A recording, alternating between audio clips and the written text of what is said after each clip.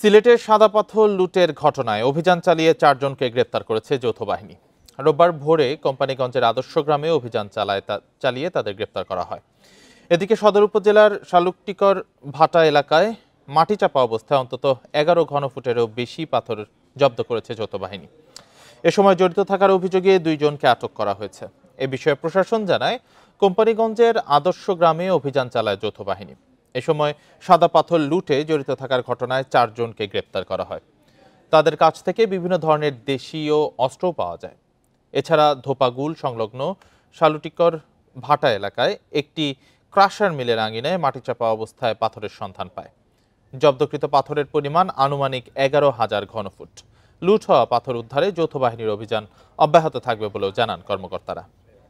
Bundle থাকলে প্রতি সেনমানিতে টাকা বাঁচবে। বিকাশ সেনমানি বান্ডেল কিনে জিতুন প্রতি লেনদেনে। এ নিয়ে আরো জানাতে ঘটনাস্থল থেকে যুক্ত হয়েছেন সহকর্মী রানা মজুমদার। রানা মজুমদার, পরিবেশ ও বনমন্ত্রী ব্রিফিং এ বেশ কিছু কথা বলেছেন, কিছু পদক্ষেপের বিষয়েও কথা বলেছেন। তো এই বিষয়ে আপনার কাছে কি তথ্য আছে?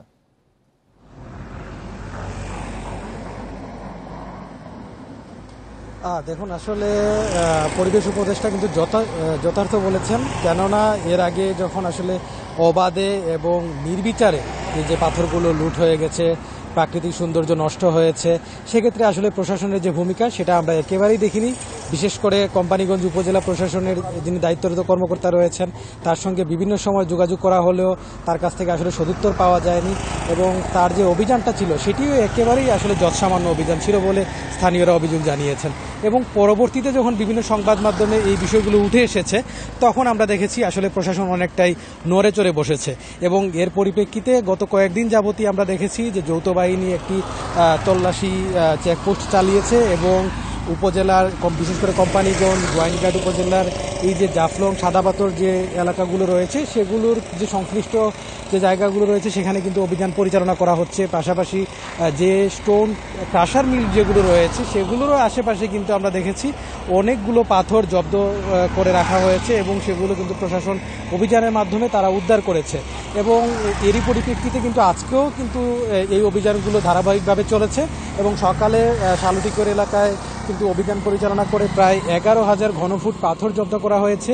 এর আগে আসলে কোম্পানীগঞ্জ থানা পুলিশের যিনি কর্মকর্তা রয়েছেন উজায়ের আল মাহমুদ আদনান, তিনি যে বিষয়টি আমাদেরকে জানিয়েছেন যে গতকাল মধ্যরাত থেকে আজকে ভোররাত পর্যন্ত কোম্পানীগঞ্জের একটি গ্রামে কিন্তু অভিযান চালান তারা, এবং সেখানে অভিযান চালিয়ে 4 জনকে আটক করা হয় এবং সেই সাথে কিন্তু দেশীয় অস্ত্র আটক করা হয় এবং তাদের সবারই কিন্তু মূলত এই যে পাথর লুটপাটের ঘটনার সাথে তাদের সম্পৃক্ততা রয়েছে বলে তিনি জানিয়েছেন। এবং তিনি আরেকটি বিষয় উল্লেখ করেছেন যে এ ধরনের অভিযান কিন্তু তাদের প্রতিনিয়তই চলবে এবং তারা চেষ্টা করছেন যে যে পাথরগুলো লুট হয়েছে সেগুলো যাতে আবার পুনঃস্থাপন করে প্রাকৃতিক সৌন্দর্য যতটুকু পারা যায় সেটা যেন ফিরিয়ে আনা যায়, সেই চেষ্টাটুকু তারা চালাচ্ছেন।